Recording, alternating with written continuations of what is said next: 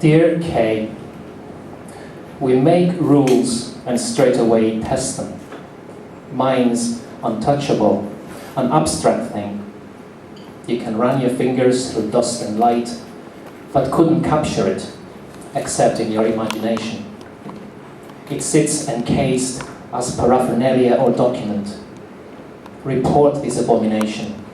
Ban all such filth. But gleaming and stainless, it's unforgivable. Its potential for sensibility mutilation untapped. Draw it out into full, gory magnificence and plunge it. Yes, disembowel rom-com complacency with formal glee. In anticipation, C.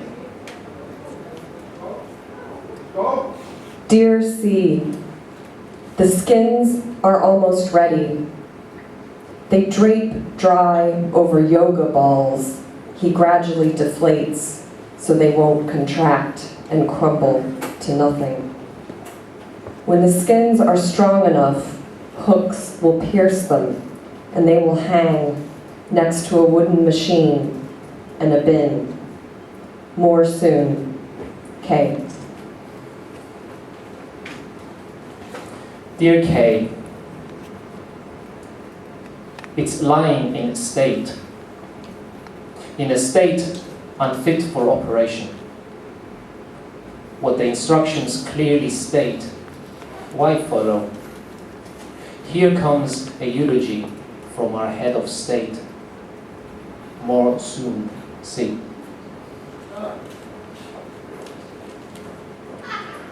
Dear C, one of them went something like this. One woman, one man kissing. One woman, one man caressing, no coitus. One man walking, smoking, and so on. Another diagrammed a lady's floor scrubbing techniques, her apron size and all, with quadrants of progress clocked. One man wrote, Jewish problem, on his own cover page. I couldn't see the contents. Can you believe it? Some would say I'd explain this better in a tweet, but pound of flesh won't cut it. Yours, K. Hi again, Kay. Is it absurd or is it me? If I didn't know better, I'd swear this is a joke. Some hidden camera stunt, like those made in Quebec for our in-flight entertainment. Hilarious. No matter that we're late and uninvolved, we must wait. Let things reach their natural end. Nobody dares speed past, whatever the religious or cultural idiosyncrasies. What's the ambulance driver to do, faced with a life and death situation? C. Dear C, there was a bag of rabbit feed that tripped me up, and turds, testicles, lined the baseboards. I didn't know where to look. Once significant borders had given way to comforting plaids. The usual explanations didn't suffice. There was so much space. The wine stained my mouth. As ever, K.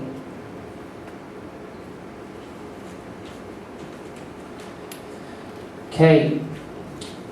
Out of nowhere, this guy tells me his gym bag is heavy. Do I want to know what's inside?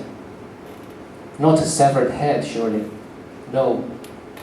Among the trainers and change of clothes, he's carrying a courgette. A huge one. From the batch grown specially for a massive vegetables competition. He unzips the bag and pulls the flaps apart for me to see. This ain't the real thing, he explains, just a modest version. Large enough, nevertheless, to cut up and hollow out and stuff with mince and cook in the oven and feed the whole family with. But the big one, the real big ones at home, being prepped for the contest. It takes 4 men to lift it. Sincerely, C. C. Ebony and Ivory, that old song. An African boy's head as the head of love and leisure. The art of can't take it anymore, nipped in at the waist. The same old ultramarine, is it? K. Dear Kay, please do not touch the silver pieces. Besides, they're heavy. The dough's been extracted and replaced with bronze. These photos were taken in 4 different bakeries, but we don't know which where. All we know is one of them's local.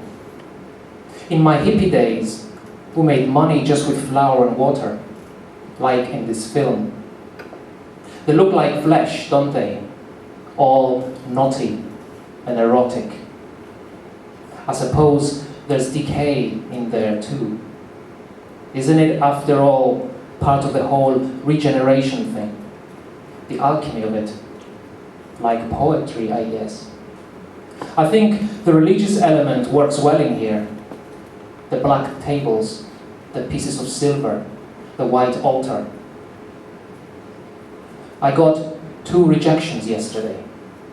Been writing for 50 years, but only now began to send poems out. Maybe I'm too old for this game. Is this it? C.